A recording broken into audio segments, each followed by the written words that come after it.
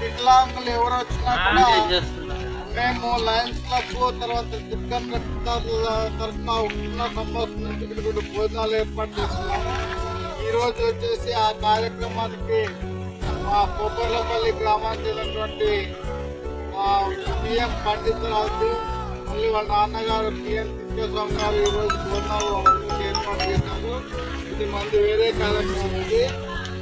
తర్వాత వచ్చేసి ఇట్లా 1.5 సంవత్సరం నుంచి కూడా జరుగుతూ ఉంది. మీరు ఎవరైనా సర్టిఫికేట్ కోసం వస్తే ఇక్కడ సర్టిఫికేట్ కోసం భోజనం